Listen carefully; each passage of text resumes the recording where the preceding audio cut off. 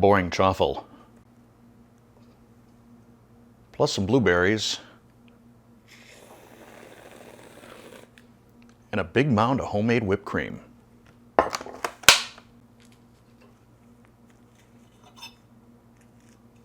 So in my pumpkin pie chaffle video, I used a whipping siphon to make my own whipped cream.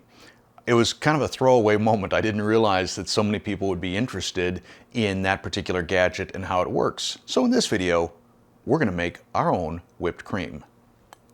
But before we do that, if you enjoy low-carb cooking videos, product and ingredient reviews, as well as lessons learned from my experiences with the ketogenic lifestyle and intermittent fasting, click that subscribe button down there.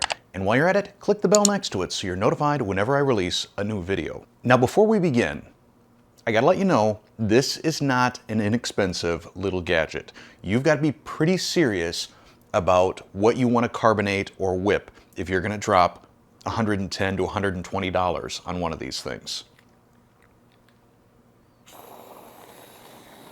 But if you want to make your own foams, creams, carbonated fruit, you can actually use these to infuse cold brew coffee really quickly as well. You can get specialty tips on it, so if you want to make your own, and I don't know how to do this yet, keto cream puffs, you could use a special tip to fill your cream puffs with this.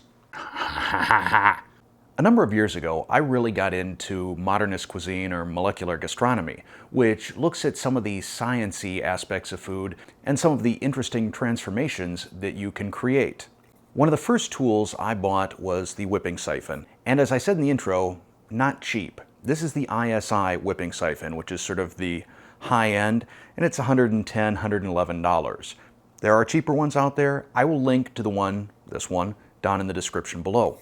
What a whipping siphon allows you to do is with either nitrous oxide or carbon dioxide, you can create a lot of interesting things. So with nitrous oxide, combined with any sort of fatty liquid, you can create foams. So whipped cream would be an example of one of those. I've also made a very light and fluffy hollandaise, as well as a guacamole that comes out just pillowy light out of this thing. If you're using carbon dioxide, you can create things like carbonated fruit. Watermelon works especially great for this, although that's really not keto. You could do strawberries, raspberries, and it's really kind of wild. Once you carbonate them, you put them in your mouth and they tingle almost, like pop rocks.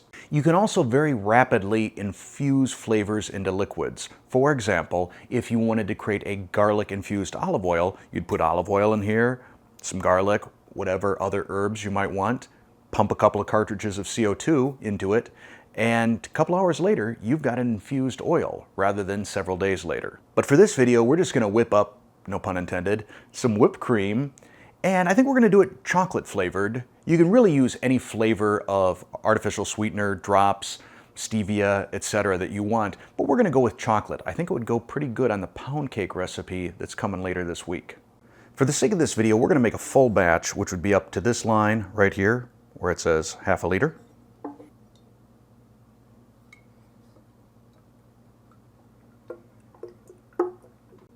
To this, we'll add a generous squirt of chocolate stevia.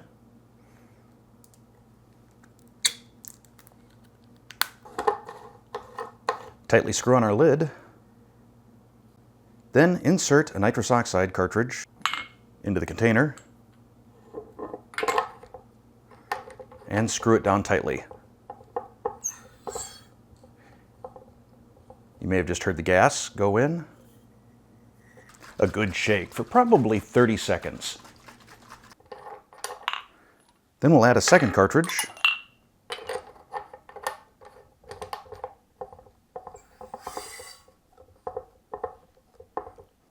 And shake vigorously for another 30 seconds. I've seen some videos where they recommend shaking it upside down.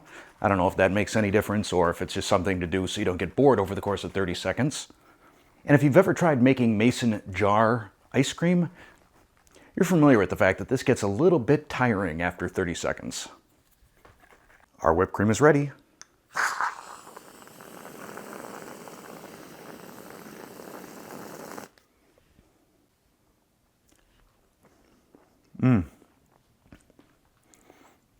Wow, I really like that. It's so light, so creamy. Well, I mean, it's whipped cream, so naturally. But that little bit of chocolate stevia, good stuff. I'm gonna throw the rest of this in my coffee. So that's it, the whipping siphon. Didn't really mean to introduce this to the keto community, but since some people were curious, this is it. If I find that more people are interested in the use of it, perhaps sometime later I will do like that whipped guacamole or hollandaise whip or some other interesting recipe, hopefully, that is keto that utilizes this. Probably for most people though, not a tool you need. Thanks for watching.